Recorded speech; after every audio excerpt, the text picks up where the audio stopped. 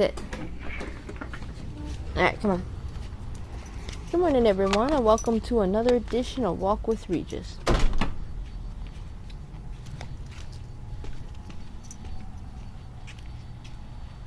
Today is August 27th. Today the weather will be in the mid-70s for the highs, and for the lows will be the low 60s. 0% chance of precipitation today.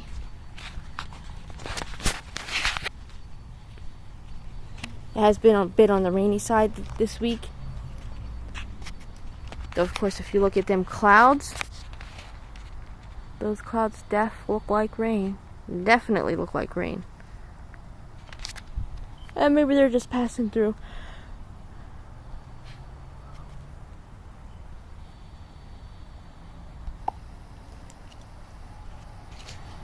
Alright, let's see what kind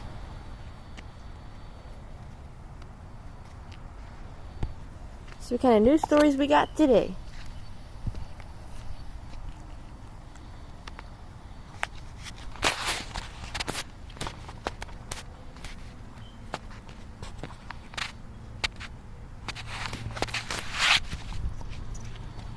Alright, so first news story of the day. Crews pull vehicle out of Scajaquada Creek. The Buffalo Police and Fire Underwater Recovery Team pulled a vehicle out of Scajaquada Street near Tonawanda Street this afternoon. Crews arrived on the scene just before 4 p.m. to the call of a vehicle in the water. News 4 photojournalist Jason Rust captured photos of crews in the water between the 198 and the rear of Secure Storage of Buffalo.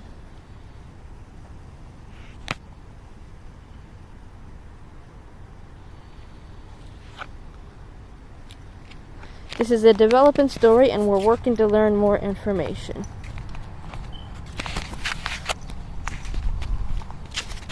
Makes you wonder what happened.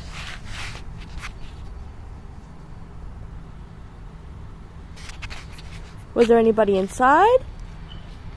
Did they get out? Was it who knows?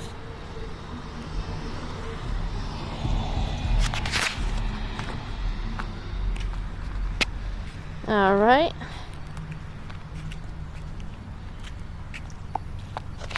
Buffalo police are investigating a shooting on Locust Street. It happened Thursday night. The incident occurred around 7:30 p.m. on the 200 block of Locust Street. Police say a 19-year-old man was shot in the knee and a 17-year-old girl was grazed. The 19-year-old is described as stable at ECMC, and the 17-year-old girl was treated and released from ECMC. Anybody with information, call or text the tip line at 716-847-2255.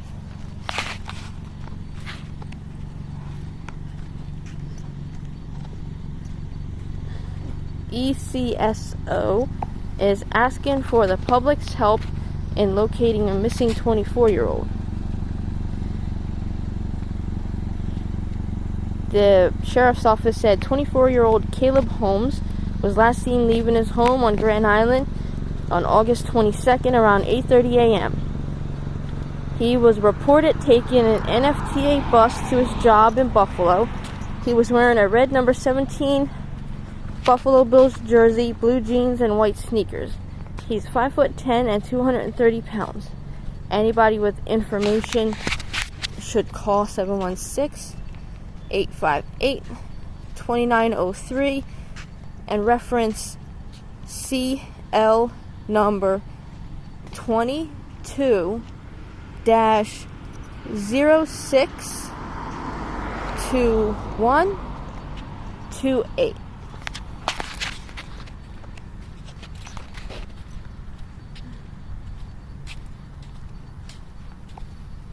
Alright, and here's many people are rushing to get a pistol permit before it's too late.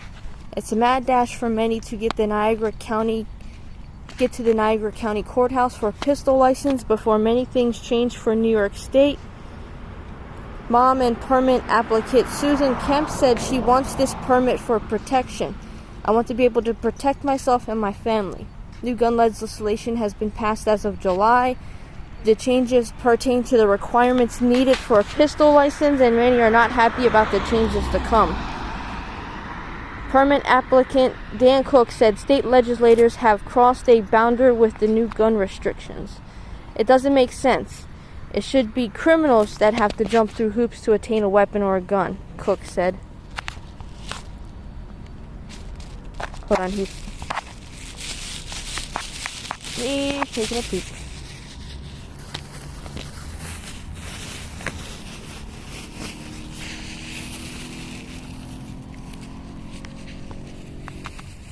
Good boy, Regis. He's like, hell yeah, I'm a good boy. I'm always a good boy. Some of the new requirements include being 21 years or older, no prior felonies, and being open to a social media check. It's very important. This is very important. It's a constitutional right to keep and bear arms, to keep and protect your family. First Amendment, freedom of speech, they go hand in hand. That's why they are 1 and 2, he said. Although many are having a taxing time getting their permits, the Niagara County Clerk, Joseph Jastrzemski,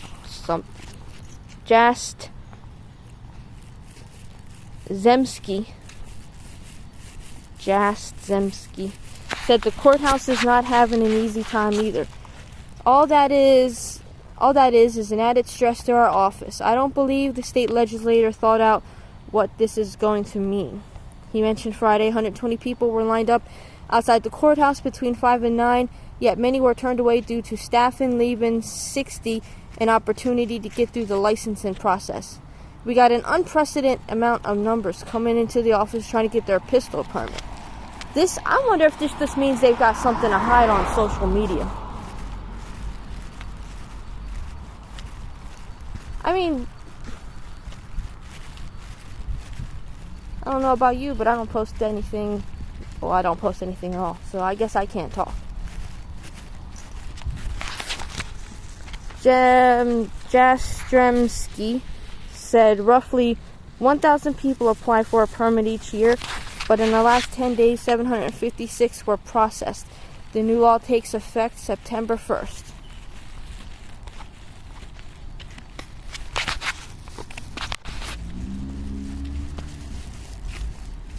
All right. Next news on our list. Teens charged in murder of Niagara Falls 16-year-old appear in court.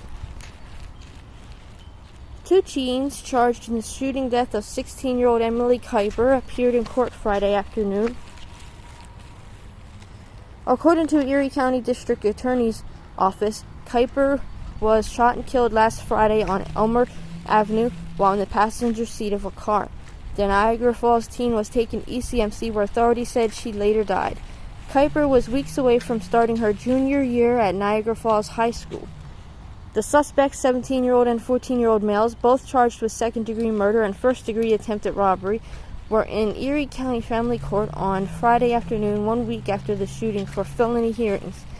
Police say the teens attempted to rob a 20-year-old man who was in the same vehicle with Kuiper, and in the course of the attempted robbery, Kuiper was shot and killed. On Friday, Judge Brenda Friedman announced that the court will withhold the names of both teen suspects due to their age. The 17-year-old, referred to as JR, walked into family court in handcuffs to listen to the court proceedings.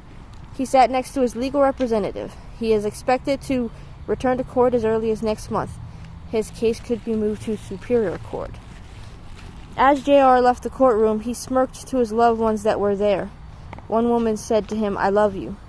Minutes after RK entered the courtroom in plain black clothes, having posted the set $50,000 bail after being arrested, he is expected to return to family court on September 9th. The mother of RK sat in courtroom closing her eyes with her thumb and index finger pinching the bridge of her nose. "This is a very sad situation for everyone involved," said Florina Altschiller, RK's counselor, who has also served as a 7 News legal analyst. She said RK is expected to start high school in the coming weeks. He is due to start his freshman year of high school in September. He's a 14-year-old child, very soft-spoken. Altschiller said RK is not accused of pulling the trigger on the gun that killed Kelper or handling the weapon. In the meantime, Kelper's loved ones continue to mourn the 16-year-old. The Niagara Falls Junior Football Club is collecting donations at its first home game on Sunday for the Kuiper family. More information can be found here.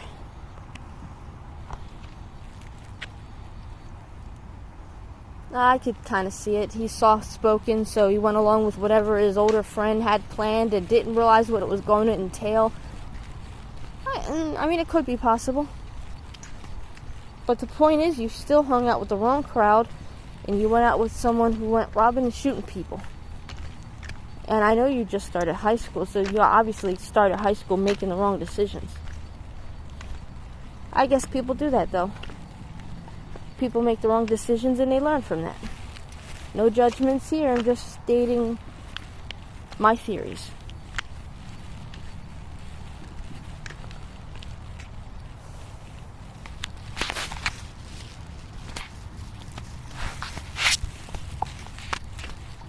New York State workers joked about stealing $1.6 million unemployment benefit. A former State Department of Labor employee pleaded guilty to federal criminal charges Thursday, admitting that he and a co-worker used their computer access privileges and inside knowledge to steal more than $1.6 million in pandemic-related unemployment insurance benefits. Wendell C. Giles, 51, who has ties to the Buffalo area but lives in the capital region, conspired to the theft scheme with 33-year-old Carl D. Veglia, III, of Albany, who pleaded guilty in April.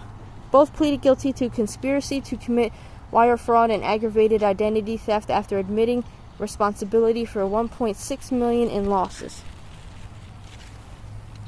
DeVeglia received $225,000 from the scheme, while Giles netted more than $826,530, according to court records. Giles admitted recruiting relatives, friends, and other acquaintances to submit false unemployment insurance applications over the phone to DeVeglia in the 15-month-long scam that began in May 2020 and ended a year ago. Giles instructed the applicants to lie in response to eligibility requirements, and they both shared in the proceeds of the fraudulent payments. They also used an ad on Craigslist to recruit participants to take part in the scheme. Federal authorities say Giles and DeVeglia used the money for personal enrichment, including Giles' purchase of a motorcycle. In text messages, DeVeglia suggested a vanity license plate for Giles' new vehicle, TYPUA, which Giles understood to mean "Thank you, Pandemic Unemployment Assistance." Giles responded "LOL," according to the U.S. Attorney's Office in Albany. State records indicate Giles and DeVeglia were fired from their jobs during an investigation. Under their plea agreements, they have agreed to pay full restitution to the Department of Labor.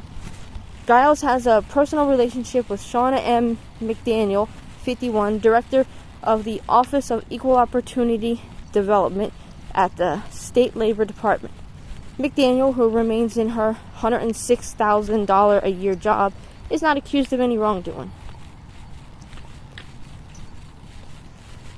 According to DeVeglia's plea agreement, he and Giles had work duties that included processing unemployment insurance claims and distributing state and federal unemployment insurance benefits to eligible New Yorkers that gave them access to the department's computer systems, which they used to enter fraudulent claims and instruct the systems to release the benefits. Now, I'm walking by this person's porch and they have a chair on their porch. But if you look, they've got a lock attached to their rail, attached to their bike. Kind of sad when you have to go to those measures to make sure that you have a comfortable place to sit on your own porch.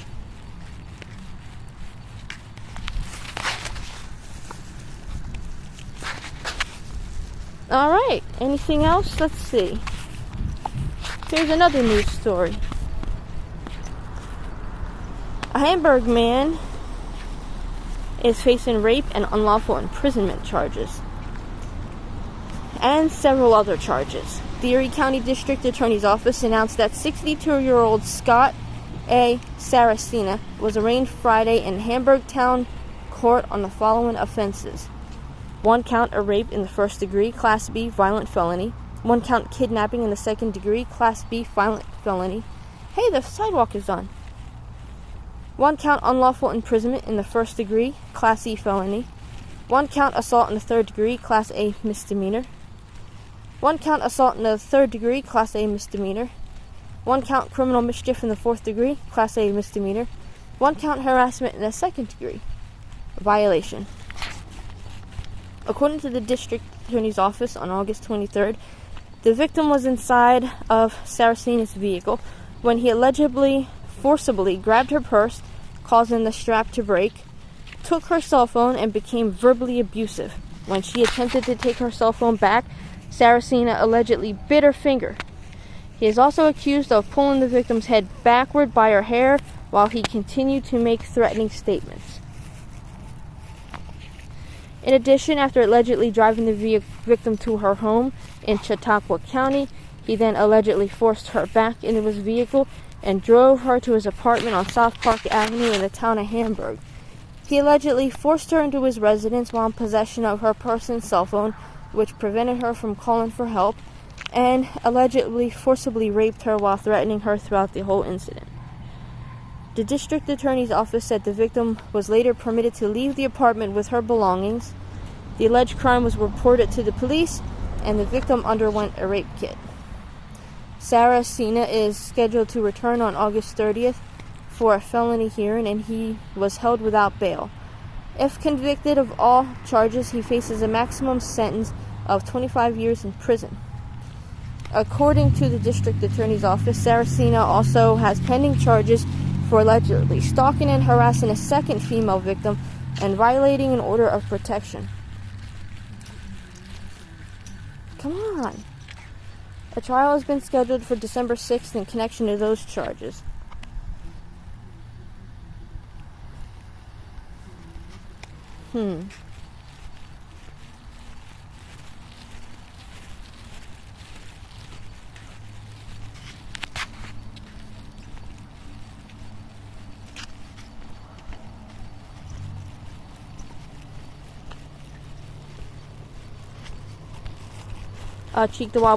Cheektowaga woman sentenced for selling fake COVID-19 vaccination cards. Erie County District Attorney John Flynn announced that 24-year-old Kaya Heinrich has been sentenced to 3 years probation. According to the District Attorney's Office, the New York State Department of Health was informed that Heinrich was selling fake COVID-19 vaccine cards on Facebook. During an investigation, Heinrich sold 2 fake vaccination cards to an undercover officer in Cheektowaga. Through Facebook. See, social media. This is what I was trying to get at. I'm not trying to judge people. I'm just saying that people do some pretty bad and shady stuff on Facebook like this. And then they don't expect to get caught because, hey, it's my social media, it's freedom of speech, it's protected. No, you're still breaking the law. And it's out there. It's in the public. It's public record now. Once you post that to Facebook, it's public record. Anybody can look at it. That's not... I don't know. To me, it's not the same thing as this freedom of speech thing that everybody keeps throwing in everyone's face. Freedom of speech is the right to say and do anything you want. I don't think that includes breaking the law.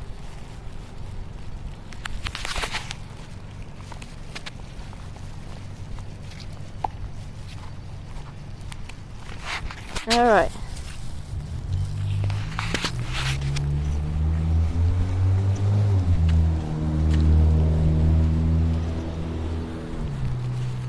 I think I'm going to be done with the news stories for the day. We're almost to the back door.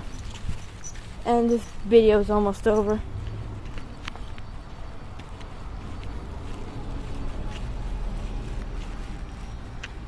It is my day off, but I might go in for a few hours today. And there's a Pokemon Go Fest going on. Yay!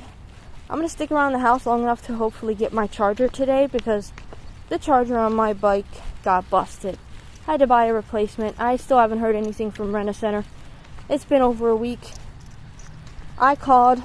They left a note. They said they'd call back. They never called back. I might call them today. I don't know.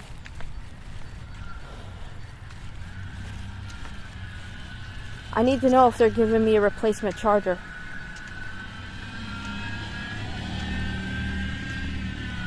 Alright guys, that's it for this video. If you like this video, hit the like button. If you don't, hit the dislike button. Share if you want to, subscribe if you want to. We will see you guys tomorrow. Look how cute that is. Look how cute that is. There's kitties galore. There's 2 kitties in the window and 1 kitty on a back. Meow. Alright, we will see you guys tomorrow. Bye-bye.